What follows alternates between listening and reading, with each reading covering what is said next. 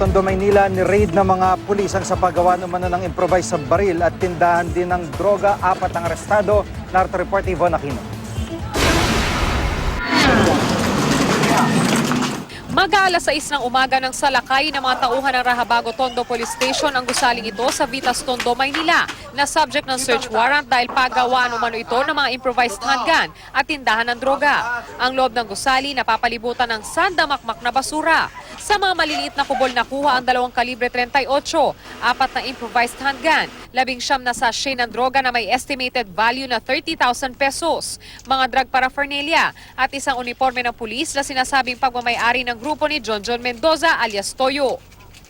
Hindi lang paggawaan, repair rin dahil yung 38 na nakita namin ay under repair. Yung isang 38 under repair. Pero yung isang 38 na nakita is functional. Ang mga target buyer ng mga ito, mga gumagawa rin mga holdapan.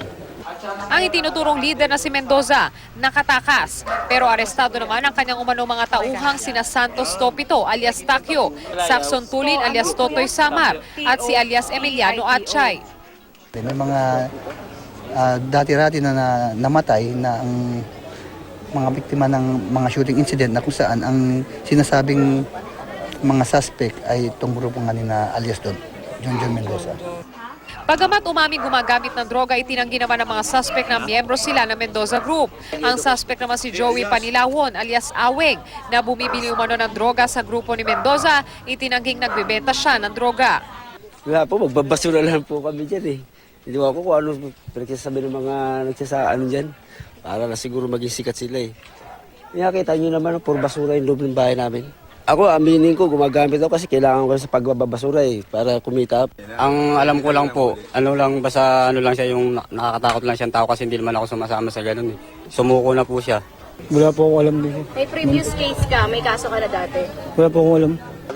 Maharap naman ang mga suspect sa kasong paglabag sa RA 9165 o Comprehensive Dangerous Drugs Act of 2002 at paglabag sa RA 10591 o Comprehensive Firearms and Ammunition Regulation Act. Nangako naman ang mga pulis na patuloy nilang isasagawa ang manhunt laban kay Mendoza at sa isa pang miyembro ng grupo na si alias Mata. At dahil hindi nahuli ang leader ng grupo na si Mendoza, nananawagan ng mga pulis sa publiko na ipagbigay alam agad sa kanila sakali may impormasyon sila sa kinaroroonan ng suspect. Von Aquino, GMA News.